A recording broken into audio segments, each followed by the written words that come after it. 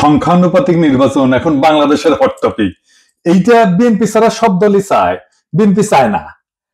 এটা খুব বেকুবের মতো প্রশ্ন করি, হ্যাঁ, কিছু মনে করেন না। বিএনপি কেন চায় না আর অন্যরা কেন চায় এটা বলতে পারবেন? আমি শিওর ম্যাক্সিমাম মানুষ এটা বলতে পারবে না, এমনকি দলের কর্মীরাও বলতে পারবে না। আমার এটা বোঝার জন্য মেলা পড়াশোনা করা লাগছে। যাই হোক, বিএনপি জামাত দুই দলকেই বলতেছি, এটা হইতেছে সেই কারিশমা কাপুর। কি এডিটর সাহেব, আপনি নায়িকার ছবি দিলেন কেন? আমি কি নায়িকার নাম বলছি নাকি? হ্যাঁ, ও আচ্ছা, সারাক্ষণ ইন্ডিয়ান নায়িকা মাথায় ঘুরে, তো তাই মাঝে মধ্যে মুখ থেকে ফসাদ করে বের হয়ে যায়। আমি এত করে কইলাম প্রফেসর ইউনূসকে যে এটা ইন্ডিয়ান নায়িকা বিষয়ক মন্ত্রণালয় ব্যানে হামাক তার উপদেষ্টা বানান, উনি আমার কথা রাখলেন না, উনি রাখলেন ভুট্টো সাহেবের কথা। যাই হোক, আলাপে আসি। এটা হইতেছে বয়ান তৈরির, ন্যারেটিভ তৈরির সেই কারিশমা। দুঃখজনক ভাবে এটাই আপনারা ফেল, লাড্ডা গোড্ডা। পাবলিকে হয় আপনার কথা শুনে না বা বুঝাবার পারেন না। এই আলাপটা উঠেছিল গত বছর অগাস্টের শেষ দিকে, হাসিনা পলানোর পরপর। সেই সময় আমি একটা ভিডিও বানিয়েছিলাম, এই যে এটা আপনারা জানেন, আমি তীব্রভাবে জামাতের সমালোচনা করেছিলাম। আমাকে জামাতের আমির ফোন দিচ্ছেন, ফোন দিয়ে কইলেন দুঃখ করিয়া যে দাদা আপনি আমাদের ইন্ডিয়ার দালাল বানাই দিলেন। আমি বলছিলাম যে শহীদ ভাই, আপনারা মাঝে মাঝে এমন ভুল করেন যে মনে হয় আপনারা স্লিপ ওয়াকিং করিচ্ছেন। স্লিপ ওয়াকিং মানে বুঝেন তো, যে ঘুমের মধ্যে হাঁটে, সেগুলো চেতন নাই, অচেতন অচেতন অবস্থায় হাঁটিচ্ছে, তো সেভাবে হাঁটে। তা আপনারা ঘুমের মধ্যে হাঁটিচ্ছেন, আপনাদের আঘাত না করলে তো ঘুম ভাঙবি না, তাই না? যাই হোক, আজকে আমরা দেখবো আসলে পদ্ধতি বাংলাদেশের জন্য ভালো হবে কি, রাজনৈতিক দলগুলো কি বুঝে চাইতেছে আর কি বুঝে বিরোধিতা করছে। আসেন সেটা আমরা একসাথে বুঝে দেখি। আমার আগে ভিডিও থেকে দেখে আসি। আসেন, এই সংখ্যানুপাতিক নির্বাচন বিষয়টাকে আমি কইছিলাম, হ্যাঁ, জামাত 10 দফা প্রস্তাব দিচ্ছে, ভালো কথা, কিন্তু এটার মধ্যে একটা খুব ইন্টারেস্টিং দফা আছে, তা হইতেছে সংখ্যানুপাতিক নির্বাচন। এটার মানে কি জানেন? মানে হইতেছে ধরেন আপনার আসনে মোট ভোট 10 লাখ, মানে মোট ভোটার আর কি। তো ইলেকশন হইলো বিএনপি পেলো 5 লাখ, জামাত পেলো 3 লাখ। এখন আবার জামাত বলবে আমাদের কম ভোট দিলেন কেন? যাই হোক, এটা হিসাবের জন্য আর কি। আওয়ামী লীগ পেলো ধরেন 1 ভোট, তাও চূড়ান্ত গণনা ক্যান্সেল হয়ে গেল, হ্যাঁ, তো জিতবে তো বিএনপি, তাই না? তো এখন যে জামাত যে 3 লাখ ভোট পেলো, এটা তো পুরাই লস জামাতের জন্য।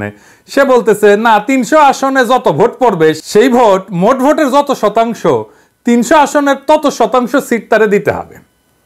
তার মানে কোন সিটে আলাদাভাবে যারা জিততেছে না, তারা যদি সব মিলায় 1% ভোটও পায়, তাইলে তারা 3টা সিট পাবে, বুঝছাও? যদি 0.5% পায়, তাইলেও একটা সিট অন্তত পাবে। ছোট দলের জন্য খারাপ না, সিট বাড়ে এতে। ইউরোপের অনেক দেশে সিস্টেম আছে। তাই ন্যাশনাল পলিটিক্সে ছোট দলের একটা ভয়েস আছে, তাহলে তো ভালোই, তাই না? পশ্চিমে তো অনেক কিছুই আছে রাজনীতিতে, তাই না? আমরা জানি পশ্চিমে সেকুলারিজম আনিছি আমরা, আছে তো, আনিনি কে?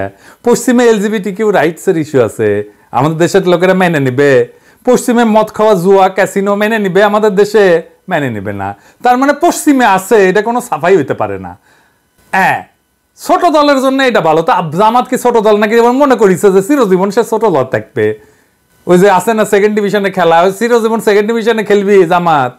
আজ আমরা দেখবো যে এই ইস্যুটা আমাদের গ্রহণ করা উচিত কিনা, করলে কেন উচিত, না করলে কেন উচিত না। তো শুনলেন তো, এখানে আর একটা বিষয় যুক্ত করা দরকার। তাই হচ্ছে এই সংখ্যানুপাতিক নির্বাচনে আপনি ক্যান্ডিডেটকে ভোট দেন না, আপনি মার্কাক ভোট দেন, মার্কাত ছাপ্পা দেন।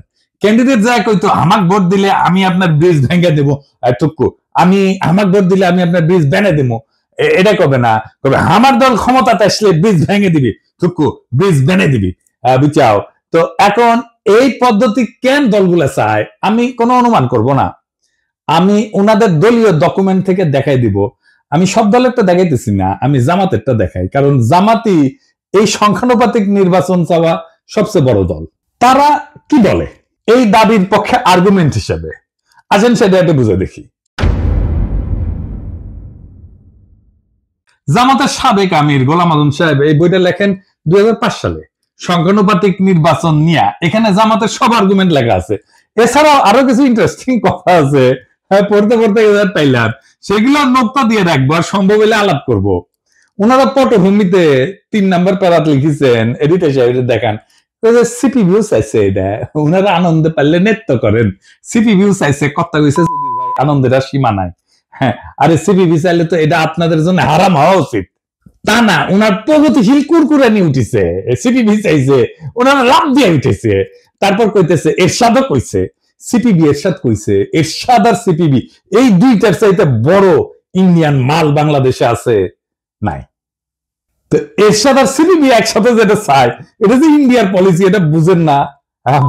তো তাল তলায় গেছে, এই সহজ সমীকরণ বুঝেন না। আসল আলাপে আসার আগে আরেকটা ইন্টারেস্টিং কথা দেখাই, 11 পৃষ্ঠা এডিটর সাহেব দেখান, ওনারা কইতেছেন প্রচলিত রাজনীতি হলো পাওয়ার পলিটিক্স বা ক্ষমতার রাজনীতি। দেশ গড়া আসল লক্ষ্য না, ক্ষমতাসীন হওয়াই আসল লক্ষ্য। ক্ষমতা ওনার কাছে খুবই খারাপ জিনিস। খোদা আমার উঠে নাও, নয়তো দড়ি ফেলাও, ব্যয় উঠে যায়। হ্যাঁ, রাজনীতি তো ক্ষমতার জন্য। রাজনীতি জিনিসটা কি কন্ত, এটাই তো বুঝেন না আপনারা। এবং সেজন্য বলি মাঝে মাঝে জামাত রাজনৈতিক দলই হয়ে উঠতে পারেনি। জামাতের একটা ইমাজিনেশনের বাংলাদেশ আছে, আছে কিনা? আছে তো। কল্পনার একটা বাংলাদেশ দেখে তারা, তাই না? বিএনপিও দেখে, আমিও দেখি, আপনিও দেখেন। আমাদের সকলের ইমাজিনেশনের বাংলাদেশ আলাদা। বিএনপি যে বাংলাদেশ চায় সেটা জামাতের সাথে মিলবে না। জামাত যারা করেন তাদের ইমাজিনেশনের বাংলাদেশ একই, তাই তারা একটা দল করে। এই ইমাজিনেশনের বাংলাদেশ গড়তে হইলে আপনার রাষ্ট্র ক্ষমতা লাগবে। আপনারা ক্ষমতার জন্য রাজনীতি করেন না। রাজনীতি মানেই ক্ষমতা প্রশ্ন। রাজনীতি হচ্ছে ক্ষমতা সম্পর্কের কৌশলগত ক্ষেত্র। রাজনীতি দিয়ে ক্ষমতা তৈরি হয়। জামাত যেটাকে দেশ গড়া বলে সেটাকে আওয়ামী লীগ বলে দেশ ধ্বংস করা। দেশ গড়া কোনো রাজনৈতিক শব্দ না, এটা সাহিত্যের শব্দ। যাই হোক, জামাত বলতেছে, একটাই যুক্তি দিচ্ছে এই সংখ্যানুপাতিক নির্বাচনের জন্য, নির্বাচনের টাকার খেলা বন্ধ করবে সংখ্যানুপাতিক নির্বাচন। আর কোনো দ্বিতীয় যুক্তি নেই। ক্যান্ডিডেটদের টাকা খরচা করতে হয়। দেখেন, টাকা খেলা বন্ধ করার জন্য জামাত সংখ্যানুপাতিক নির্বাচন চায়। খুব সৎ চাওয়া, তাই না? আচ্ছা জামাতের ভাইরা বলেন তো, আমি বিএনপি জামাতের উদাহরণ দিব না, কারণ আপনারা তো ভালো ছেলে, সন্ধ্যাবেলা হাত মুখ ধুয়ে পড়তে বসেন, তাই না? তো ধরেন জাতীয় পার্টি যে খারাপ পার্টি আপনাদের কাছে, তাই না? সে তো 7% ভোট পায়, তাই না? বাংলাদেশে মানে সে 21টা সিট পাবে কিনা? 21টা না পেলে 15টা পাবে, 15টা না পেলে 10টা পাবে, 10টা না পেলে 5টা তো পাবে নাকি? এর মধ্যে যদি সে একটা সিট 500 কোটি টাকায় বিক্রি করতে চায়, হবে না বিক্রি? আপোষে হবে। আওয়ামী লীগের লোকেরাই কিনে নেবে। মজা তো, এলাকায় যাইতে হইলো না, মারপিট করতে হইলো না, ক্যাম্পেইন করতে হইলো না, ভোট কেন্দ্র দখল করতে হইলো না, এমনকি রাজনীতি করতে হইলো না, আপনাকে এমনকি নমিনেশনও কিনতে হইলো না। শোনা যায় নমিনেশন দিয়ে অনেকে টাকা পয়সা নেয় আর কি, অনেক দল আর কি। না আমার কইলাম না আর কি, আপনারা জানেন। আপনার টাকা আছে, আপনার জিতা সিট কিনে নিলেন, নো রিস্ক, হারার কোনো ভয় নাই। ধরেন দল এলাকা ভাগ করে দিল, বললো যে এখন যে সিট আছে ওইভাবে ভাগ করলো। সেই সিট অনুসারে এই যে ধরেন বগুড়া 1 আসনে যতগুলো কেন্দ্র আছে, এইখানে যদি বিএনপি জিতে, এইখানে বিএনপি কইলো যে কাউকে কোনো ক্যান্ডিডেটকে কইলো এই বগুড়া 1-এর এই কেন্দ্রগুলোর সিটে যদি বিএনপি জিতে তাহলে তোমার এমপি বানাবো ওই সিটে। তুই ক্যান্ডিডেট খরচা করবে না জেতার জন্য, পারবেন টাকার খেলা কমাইতে, বরং বাড়াই দিবেন টাকার খেলা, আরো কেন্দ্রীভূত কইরা দিবেন।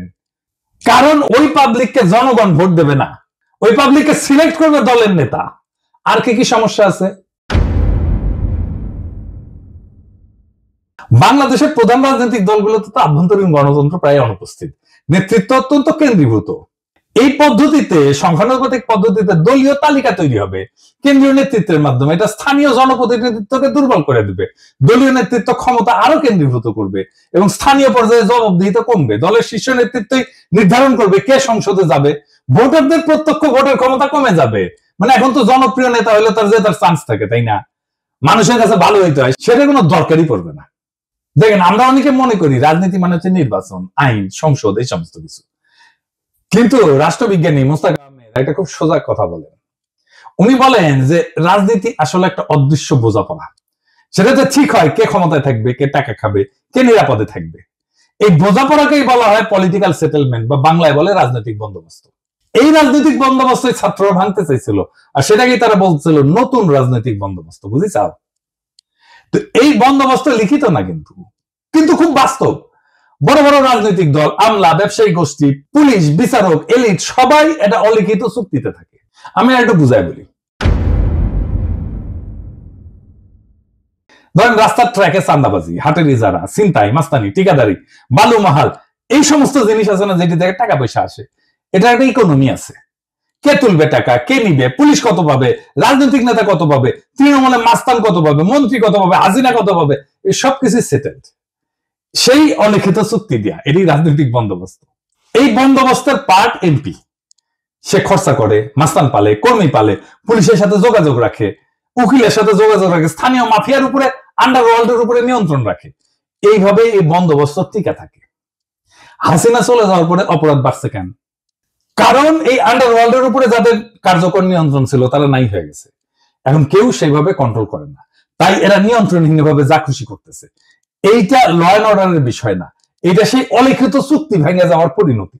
আমাদের নতুন বন্দোবস্ত করার আগেই আপনি আরেকটা বন্দোবস্ত ভাঙতেছেন। বাংলাদেশে ইনস্টিটিউশন নাই, গড়ে ওঠে নাই। এই ইনস্টিটিউশনের বিকল্প হচ্ছে রাজনৈতিক বন্দোবস্ত। এইখানে রাজনৈতিক দল তার নেতা কর্মী একটা জটিল ভারসাম্য রক্ষা করে সমাজকে টিকায় রাখে। এইটা যখন নষ্ট হয়ে যায় তখন প্রতিদ্বন্দ্বী গোষ্ঠীগুলো নিরাপত্তাহীনতায় ভোগে এবং সহিংসতা, দুর্নীতি, রাজনৈতিক অস্থিরতা বাড়ে। আপনি সংখ্যানুপাতিক নির্বাচন করে পুরা পলিটিক্যাল ফেব্রিক ধ্বংস করে দেবেন। কেউ নিয়ন্ত্রণ করতে পারবে না। জেলা শহরগুলোর আন্ডারওয়ার্ল্ড, ঢাকা শহরের আন্ডারওয়ার্ল্ড আপনি নিয়ন্ত্রণ করতে পারবেন না। তার ব্যবসা বাণিজ্য, ভাগ বাটোয়ারা, এই জায়গাটা কে নিবে? তখন আপনি তো সব উলট পালট করে দিচ্ছেন। এলোমেলো করে দেমাল লুটে পুটে খাই, একটা কথা আছে না, আপনি এলোমেলো করে দিচ্ছেন রাজনৈতিক বন্দোবস্তকে। তো ওই জায়গা তো ফাঁকা থাকবে না। তো ওই জায়গাটা কে নিবে? পুলিশ নিবে, যেটা অর্গানাইজড। এখন পুলিশ নিবে, প্রশাসন নিবে, আর একটা হাসিনার শাসন তৈরি হবে।